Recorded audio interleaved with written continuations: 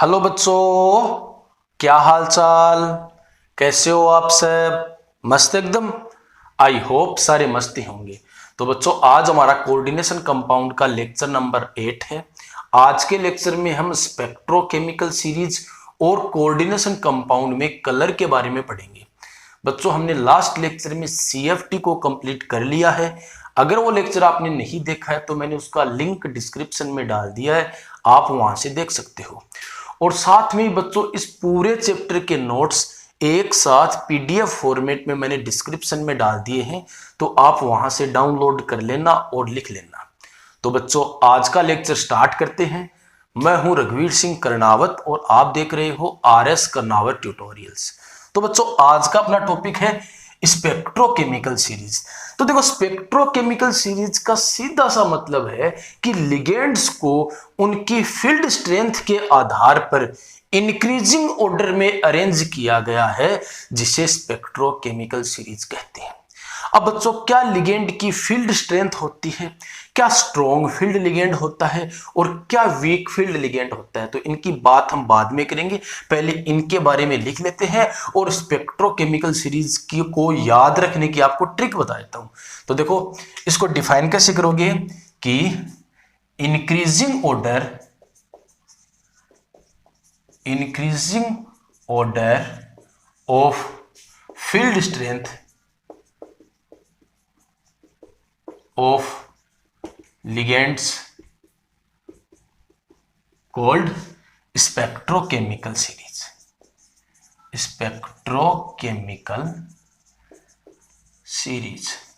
ठीक है बच्चों।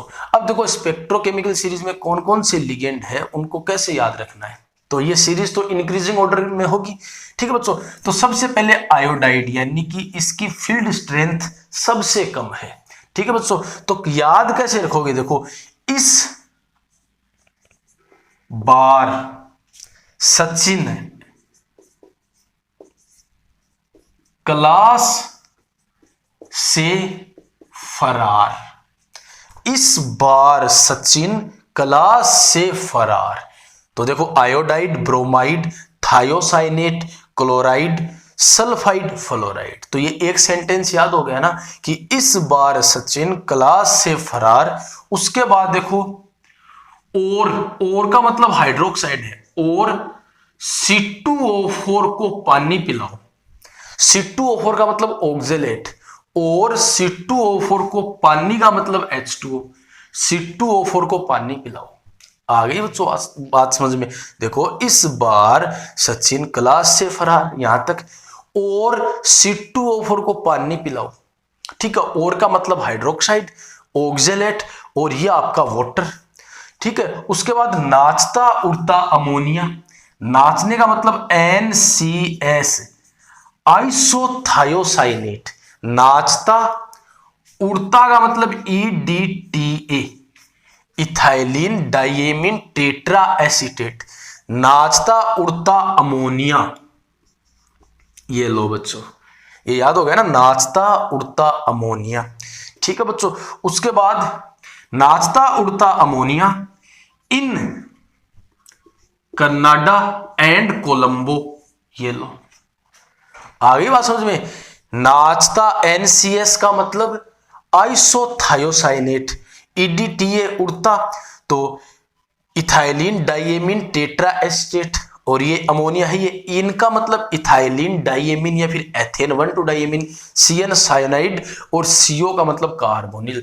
तो स्ट्रॉन्ग फील्ड सबसे लिगेंड कौन सा है? कार्बोनिल। और सबसे वीक फील्ड लिगेंड कौन है? आयोडाइड। ठीक है बच्चों, अब देखो एक साथ और बोल के बताता हूं। इस बार सचिन क्लास से फरार, और C2O4 को पानी पिलाओ। नाचता उड़ता ammonia in Canada and Colombo. ठीक है बच्चों, तो इस टाइप से आप याद रख सकते हो। आप अपने हिसाब से भी कुछ इसको याद रखने की ट्रिक बना सकते हो जो आपको अच्छी लगे। तो बच्चों, स्पेक्ट्रोकेमिकल सीरीज याद हो गई ना। अब देखो, क्या वीक फील्ड लिगेंड होता है, क्या स्ट्रॉन्ग फील्ड लिगेंड होता है। तो बच्चों, आपने लास्ट लेक्चर में CFT पढ़ी है। तो CFT का सार क्या है कि जब सेंट्रल मेटल आयन के पास लिगेंड आता है तो सेंट्रल मेटल आयन के जो d ऑर्बिटल्स है वो दो पार्ट्स में डिवाइडेड हो जाते हैं। एक हायर एनर्जी का और एक लोअर एनर्जी का। इसको हम क्या बोलते हैं? Crystal field splitting. क्या बोलते हैं बच्चों? Crystal field splitting. आगे बच्चों बात समझ में कि जब सेंट्रल मेटल आयन के पास लिगेंड आता है तो सेंट्रल मेटल आयन के डी ऑर्बिटल्स दो पार्टों में डिवाइड हो जाते हैं, जिसे हम क्रिस्टल फील्ड स्प्लिटिंग कहते हैं। एक पार्ट की एनर्जी ज्यादा, एक पार्ट की एनर्जी कम, और इनके बीच की एनर्जी को, ठीक है ना, इनके बीच की एनर्जी को हम क्रिस्टल फील्ड स्प्लिटिंग एनर्जी बोलते हैं। आगे बच्चों बात समझ में, ठीक है। तो सीएफटी ये बोलती है, जैसे हम ऑक्टाहेड्रल कॉम्प्लेक्स की बात करें तो डी ऑर्बिटल दो पार्टों में डिवाइड हो जाते हैं, ईजी की एनर्जी ज्यादा और T2G की एनर्जी कम। ठीक है बच्चों, तो ये दो पार्ट में डी ऑर्बिटल्स डिवाइड हो गए ना, इसे बोलेंगे क्रिस्टल फील्ड स्प्लिटिंग। और इनका जो एनर्जी गैप है बच्चों, इनको हम बोलेंगे CFSE, crystal field splitting energy. तो बच्चों ये जो क्रिस्टल फील्ड स्प्लिटिंग है ना, ध्यान देना, ये जो क्रिस्टल फील्ड स्प्लिटिंग है वो डिपेंड किस पर करती है? सेंट्रल मेटल आयन के चार्ज पर और लिगेंड पर। सेंट्रल मेटल आयन के चार्ज पर और लिगेंड पर। अब वह लिगेंड जो यह स्प्लिटिंग ज्यादा करता है उसे हम स्ट्रॉन्ग फील्ड लिगेंड कहते हैं। क्या कहते हैं बच्चों? स्ट्रॉन्ग फील्ड लिगेंड कहते हैं।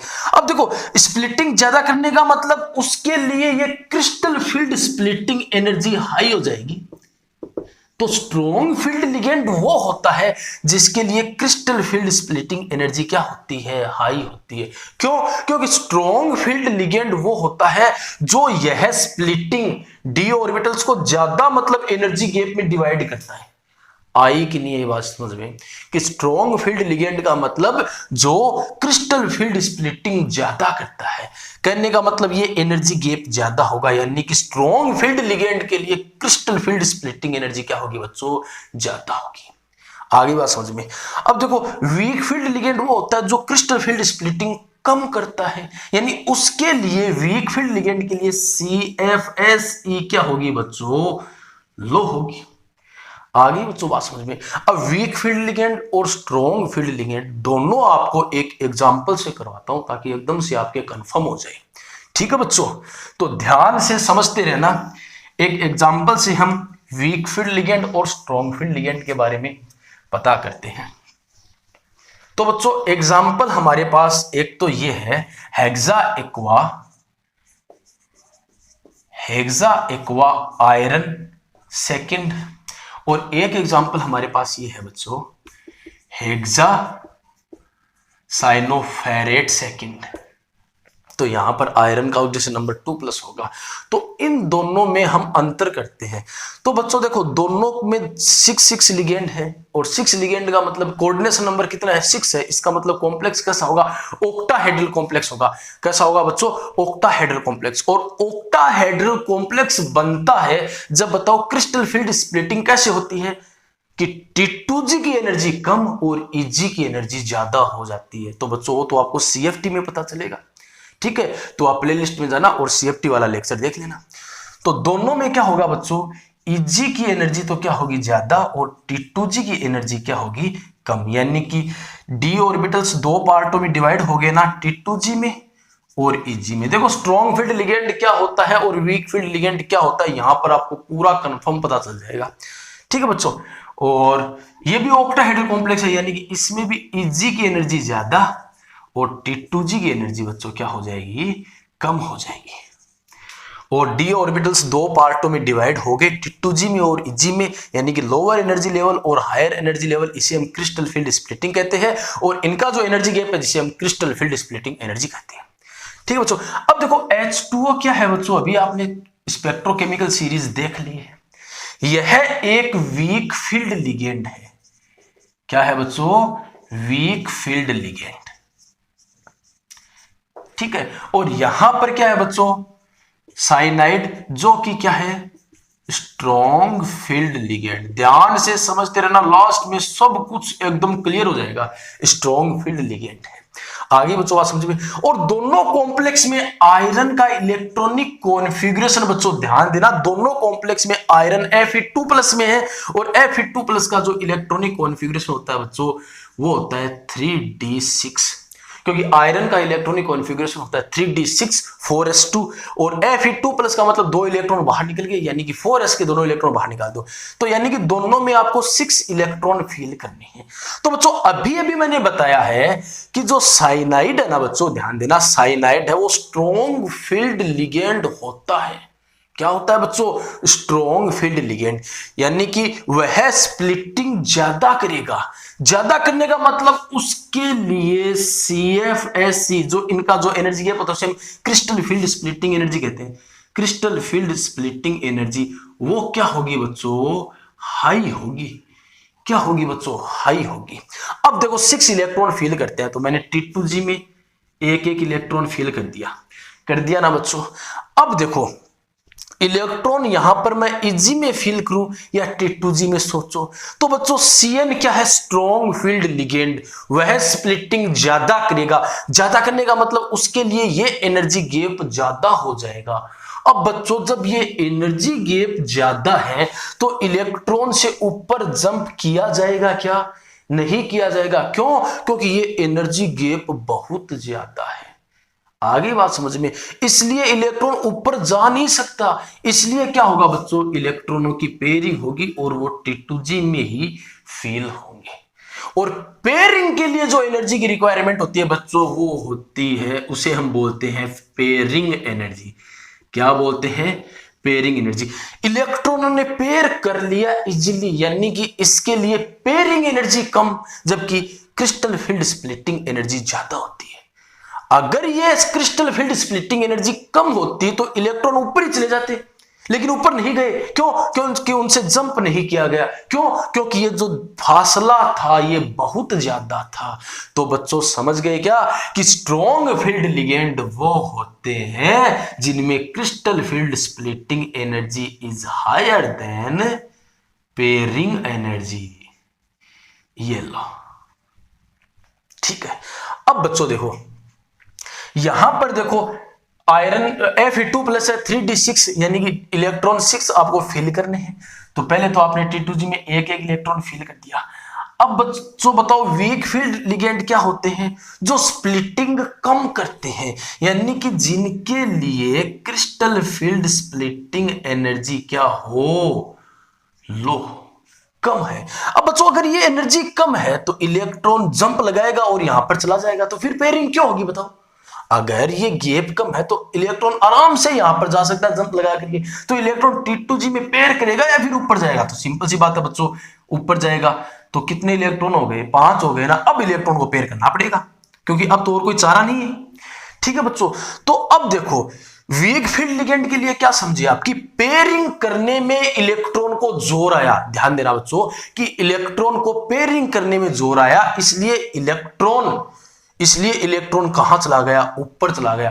ऊपर क्यों चला गया? क्योंकि उसकी CFSC ये जो एनर्जी गैप वो कम था और पेयरिंग करने में जोर आया, इसका मतलब पेयरिंग एनर्जी ज्यादा होती है। तो वीक फील्ड लिगेंड क्या होते हैं बच्चों? जिनके लिए pairing energy is greater than crystal field splitting energy. आ गई बच्चों बात समझ में? तो इन दोनों कॉम्प्लेक्स में CFT के आधार पर डिफरेंस आता है बोर्ड में। तो ये पूरी CFT मैंने बता दी है। अब देखो डिफरेंस कर लेते हैं। इसका इलेक्ट्रॉनिक कॉन्फ़िगरेशन, इसमें T2G में कितने इलेक्ट्रॉन है? 4 और Eg में कितने हैं? 2। इसमें T2G में कितने हैं? 6 और Eg में कितने हैं? 0। इसमें अनपेड इलेक्ट्रॉन है, इसका मतलब यह है पैरामैग्नेटिक होगा बच्चों। क्या होगा? पैरामैग्नेटिक। इसमें अनपेड इलेक्ट्रॉन नहीं है, इसका मतलब यह है डायामैग्नेटिक होगा बच्चों। क्या होगा बच्चों? डायामैग्नेटिक होगा। इस पे अनपेड इलेक्ट्रॉन है, इसका मतलब यह कलर शो करेगा। और अनपेड इलेक्ट्रॉन नहीं है, इसका मतलब यह कलर शो नहीं करेगा। इसमें अनपेड इलेक्ट्रॉन है, इसका मतलब यह है हाई स्पिन कॉम्प्लेक्स है बच्चों। क्या है बच्चों? High spin complex. तो ये सारी बातें हम VBT CFT में कर चुके हैं। और यह क्या है बच्चों? लो स्पिन कॉम्प्लेक्स। तो बच्चों स्पेक्ट्रोकेमिकल सीरीज और स्ट्रॉन्ग फील्ड और वीक फील्ड लिगेंडों के बारे में आया ना समझेंगे। अब हम कोऑर्डिनेशन कंपाउंड्स में कलर के बारे में पढ़ते हैं, तो वो भी हम एग्जांपल से ही करेंगे। तो बच्चों अपना नेक्स्ट टॉपिक है colour in coordination compound, colour in coordination compounds, compounds. तो बच्चों ध्यान से समझना। तो देखो इसमें बस आपको एक ही नाम याद रखना है, कलर क्यों शो करेंगे coordinate compound, due to D D transition. अब ये डी डी ट्रांजिशन क्या होता है एग्जांपल से समझेंगे। तो कलर क्यों शो करते हैं बच्चों, due to D D transition. अब ये डी डी ट्रांजिशन क्या है, देखो ट्रांजिशन का मतलब होता है इलेक्ट्रॉन का जाना, सीधी सी बात है। और डी डी का मतलब कि इलेक्ट्रॉन डी से डी में ही जाएगा तब कलर शो करेगा। आगे ना बच्चों बात समझ में कि कोऑर्डिनेट कंपाउंड कलर शो क्यों करते हैं, क्योंकि वो डी डी ट्रांजिशन करते हैं। डी डी ट्रांजिशन का मतलब, ट्रांजिशन का मतलब इलेक्ट्रॉन का जाना, कहां से कहां जाएगा, डी से डी में जाएगा तब कलर शो करते हैं। अब बच्चों इसका क्या मतलब है तो आपको ध्यान से समझना है। तो एक क्वेश्चन ले लेते हैं, उसके आधार पर समझा देता हूं आपको। देखो क्वेश्चन ये आता है कई बार कि TiH2O6 Cl3 violet in color when it heated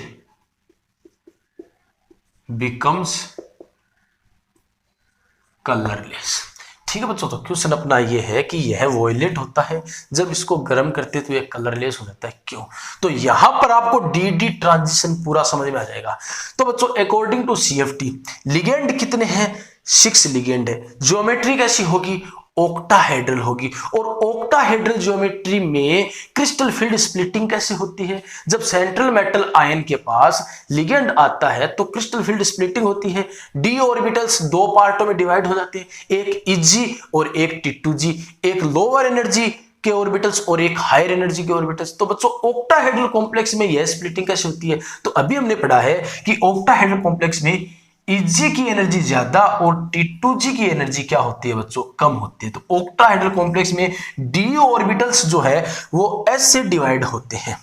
तो ये तो है T2g और ये है Eg। अब देखो ये 500 के 500 d ऑर्बिटल ही तो है। देखो ये तो है d अक्ष y, ये है dy z और ये है d अक्ष z, ये है d अक्ष स्क्वायर y स्क्वायर और ये है dz स्क्वायर। तो ये 500 d ऑर्बिटल ही तो है, लेकिन लिगेंड ने डी ऑर्बिटल्स को 2 पार्ट में डिवाइड कर दिया, जिसे हम क्रिस्टल फील्ड स्प्लिटिंग बोलते हैं। ठीक है बच्चों, अब देखो यहां पर देखो टाइटेनियम का इलेक्ट्रॉनिक कॉन्फ़िगरेशन होता है 3d24s2। यहां पर टाइटेनियम का ऑक्सीडेशन नंबर है +3। कितना है, +3।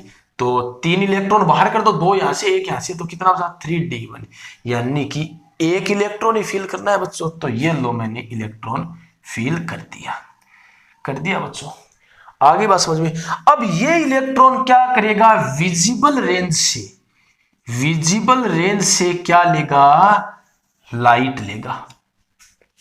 ठीक है, विजिबल रेंज से लाइट एब्जॉर्ब करेगा। लाइट एब्जॉर्ब करते ही इलेक्ट्रॉन जो होता है वो एक्साइटेड होता है और हायर एनर्जी लेवल में जाता है। तो ये इतनी केमिस्ट्री जानते ही होगी कि इलेक्ट्रॉन जब लाइट एब्जॉर्ब करता है ना तो एक्साइटेड होकर के कहा जाता है बच्चों, हायर एनर्जी लेवल में जाता है।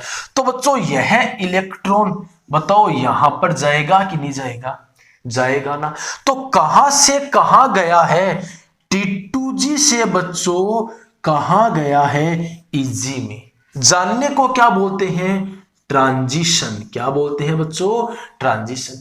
अब बच्चों बताओ T2g किसका पार्ट है, D का ही तो पार्ट है, और Eg भी किसका पार्ट है, D का। तो कहां से कहां गया है, D से D में तो गया है, तो इसे हम डी ट्रांजिशन बोलते हैं। ठीक है बच्चों, और आपको पता है कि इलेक्ट्रॉन के ट्रांजिशन से ही कलर शो कंपाउंड करता है। ठीक है बच्चों, सिंपल सी बात है। ये इलेक्ट्रॉन जब वापस नीचे आएगा लोअर एनर्जी में, क्योंकि हायर एनर्जी लेवल में इलेक्ट्रॉन स्टेबल नहीं होता है, तो वो वापस लोअर एनर्जी लेवल में आएगा। ठीक है, तो जितनी एनर्जी लेकर के गया था उतनी बाहर निकालेगा। और बाहर कैसे निकालेगा, इलेक्ट्रोमैग्नेटिक रेडिएशन के रूप में। उस रेडिएशन का वेवलेंथ किस कलर के जैसा होगा वह कलर कंपाउंड शो करेगा। तो ये कलर की कहानी होती है कि इलेक्ट्रॉन एनर्जी लेकर के हायर एनर्जी लेवल में गया, वहां पर स्टेबल नहीं है, वापस आएगा तो जितनी एनर्जी लेकर के गया वो बाहर निकालेगा। किस रूप में निकालेगा? इलेक्ट्रोमैग्नेटिक रेडिएशन के रूप में। अब इसकी वेवलेंथ क्या है, मतलब इसकी वेवलेंथ कौन से कलर के जैसी है, क्योंकि सभी कलर्स की वेवलेंथ अलग अलग होती है ना, तो वह कलर कंपाउंड शो करेगा। ठीक है, आगे बच्चों बात समझ में। तो इसके लिए कहा जाता है कि कंपाउंड का जो कलर है वो एब्जॉर्ब लाइट का कंप्लीमेंट्री कलर होता है। तो बच्चों कहने का मतलब है कि कोऑर्डिनेशन कंपाउंड कलर शो क्यों करते हैं? डी ट्रांजिशन के कारण। डी ट्रांजिशन आप समझ गए कि इलेक्ट्रॉन का डी से डी में ट्रांजिशन, तो T2 से इलेक्ट्रॉन किस में जा रहा है? Eg में। ये भी D का पार्ट है और ये भी D का पार्ट है, इसे हम डी ट्रांजिशन बोलेंगे। क्या बोलेंगे बच्चों? D transition. अब देखो एक ये क्वेश्चन भी कई बार एग्जाम में आया हुआ है कि जो एनहाइड्रस कॉपर सल्फेट है ना बच्चों, ध्यान से सुनना, anhydrous copper sulphate, anhydrous copper sulphate is colorless but copper sulfate pentahydrate is blue। why? कि एनहाइड्रस कॉपर सल्फेट होता है ना, वो तो होता है व्हाइट कलर का, और व्हाइट को हम केमिस्ट्री में कलर नहीं मानते, तो वो तो होता है कलरलेस। क्या होता है बच्चों? कलरलेस। और CuSO4 5H2O ये होता है ब्लू कलर का। कैसा होता है बच्चों? ब्लू कलर का। क्यों? तो बच्चों ध्यान रखना, अगर सेंट्रल मेटल आयन के पास, ध्यान से सुनना इस बात को, अगर सेंट्रल मेटल आयन के पास लिगेंड नहीं आएंगे तो उसके d ऑर्बिटल्स दो पार्ट में डिवाइड नहीं होंगे। अगर d ऑर्बिटल्स दो पार्ट में डिवाइड नहीं होंगे तो डी ट्रांजिशन कैसे होगा बताओ? क्योंकि इलेक्ट्रॉन d से d में जाता है, लोअर एनर्जी से हायर एनर्जी में जाता है, तभी तो कलर आता है ना। अब देखो सारे d ऑर्बिटल्स की एनर्जी सेम है, यानी कि d ऑर्बिटल डीजनरेट है, एक जगह ही है, तो d ऑर्बिटल्स दो पार्ट में डिवाइड नहीं हुए तो इलेक्ट्रॉन का डी ट्रांजिशन कैसे होगा? इसका मतलब वो कलर शो नहीं करेगा। तो बच्चों यहां पर लिगेंड नहीं है, इसका मतलब d ऑर्बिटल्स एक जैसे ही है, इसके मतलब डी जनरेट है, सबकी एनर्जी सेम है, इलेक्ट्रॉन कहां से कहां जाएगा? नहीं जा, डी से डी में नहीं जा पाएगा, इसका मतलब इसमें डी ट्रांजिशन नहीं होगा। जबकि इसमें ये जो H2O है ना, ये कैसे वर्क करेंगे बच्चों? एज ए लिगेंड वर्क करेंगे। कैसे वर्क करेंगे? एज ए लिगेंड वर्क करेंगे। लिगेंड अगर प्रेजेंट होगा तो डी ऑर्बिटल्स दो पार्टों में डिवाइड हो जाएंगे। अगर दो पार्टों में लिगेंड डिवाइड हो गए तो डी ट्रांजिशन होगा, और डी ट्रांजिशन होगा तो कंपाउंड कलर शो करेगा। तो बच्चों आई कि नहीं, यही बात समझ में आ गई ना। अब बच्चों नेक्स्ट लेक्चर में हम मेटल कार्बोनिल में बॉन्डिंग पढ़ेंगे। तो आज का लेक्चर आपके समझ में आया है तो वीडियो को लाइक, कमेंट और अपने फ्रेंड्स के साथ शेयर कीजिए। यदि चैनल पर नए आए हो तो चैनल को सब्सक्राइब करके बेल आइकन को प्रेस कर लीजिए ताकि वीडियोज के नोटिफिकेशन आपको मिल सके।